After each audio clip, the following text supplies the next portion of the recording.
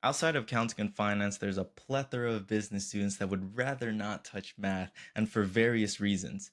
I used to be one of them. There was a time when I defined myself as an idea man. I have the business ideas, and, I'll bring that, and you guys bring the rest, and we'll just pay people to do anything that I don't really want to touch. The problem here is that problem solving is the essence of business. There's a reason why, in this very turbulent and competitive job market, people who are coming from the sciences do business better than business students. To address this and business people's fear of solving for X, we're going to talk about this whole mindset of I'll pay somebody else and how solving for X is the essence of business.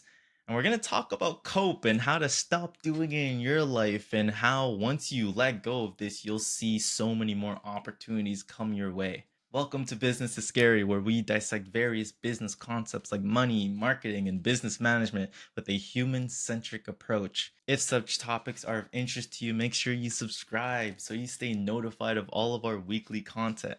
Now, let's talk about solving for X.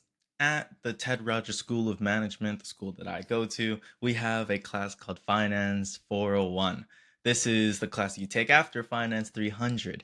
And a lot of business students struggle with this class. And I remember in class, it's the end of the class. I'm packing up my things, and a student came down to the professor. I think we just had the midterm, and a lot of people bombed it. And he said, Professor, this thing's not making sense and it's too hard. And what's the next exam gonna look like? Is it harder? Whatever, whatever. Can't you give us example questions we can study, whatever?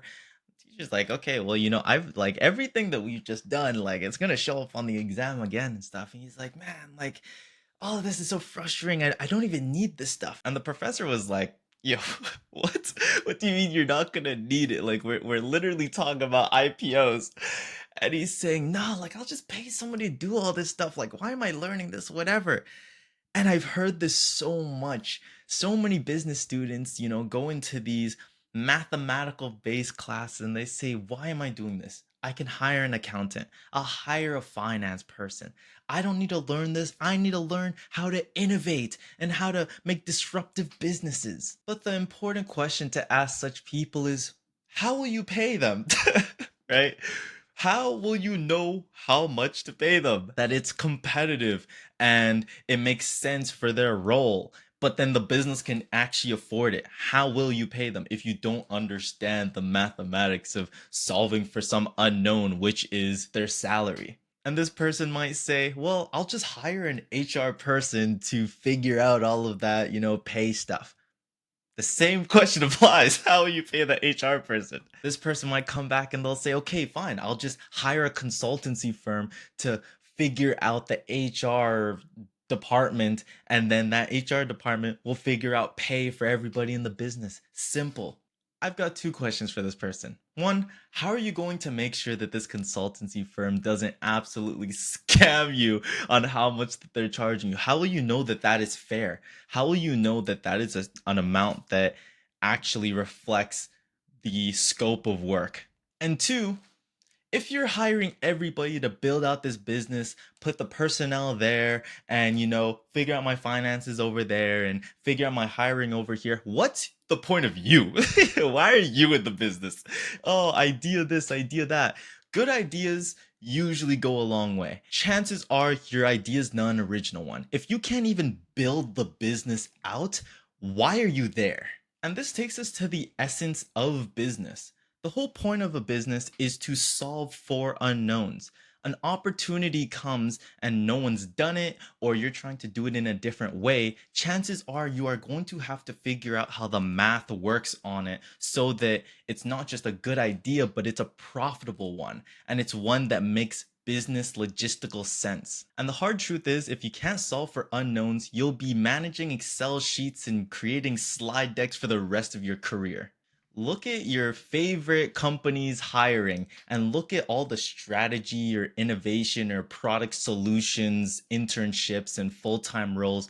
And they'll say in it, we are looking for people in finance, people in STEM, and any other business function, right? You are already at a disadvantage. STEM students are already doing business better than business people. And this is because they went through 4 years of balancing equations, of trying to find unknowns, of going through rigorous mathematical training, so that when they get into the real world, they're looking at these problems and it's lightweight to them. They know how to do the math. They know how to make it make sense. They know how to make a business case. While you're coming over and you're saying, I have this great idea. Great. How much will it cost us? I don't know. Great. How much will it bring in? I don't know. Great. How many customers are there? There's no way you're coming to any product pitch or any business meeting and you're saying we should work on this campaign or we should develop this product and you don't have the numbers. You're going to get laughed out of the room. So marketing students at least have some of this, but I feel like as a whole, business management is really lacking in the amount of people that are coming in and saying, I am going to just go hard on math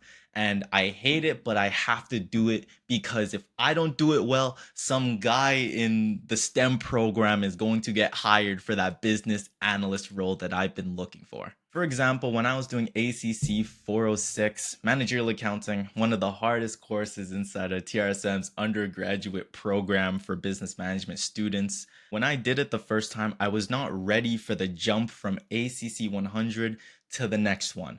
And I failed my first time going into it. I mean, I didn't fail, I dropped it because of some personal stuff that was going on as well at the time, but I came into it flat footed. It was when I came into it a second time and I already understood, okay, I already struggled with it once. I need to lock in. And locking in doesn't mean just studying for longer and spending more time on it. Though those help, it really helps if you just understand what the course is actually trying to teach you. This might be a hot take, but I actually really enjoyed the course. It taught me about how to find inefficiencies, overspending. Managerial accounting literally shows you how to find opportunities, and it's usually by looking at the math of your business and finding where those costs are happening and how to do opportunity costing properly. If you pay someone else to go into the mathematics of your business and find opportunities and inefficiencies for you, what is the point of you? So it's time to stop coping. If you're being very real with yourself, you don't dislike mathematical courses because they're so useless and, you could pay someone else to do it and this and that. It's because it's difficult. My best friends are in CS, and my good friends are also in CS. And a lot of the people that I want to build out projects with are inside of very functional sides of business, whether that's graphic design or they're actual clothing tailors, or they know how to build out a product. I am surrounded by very talented people.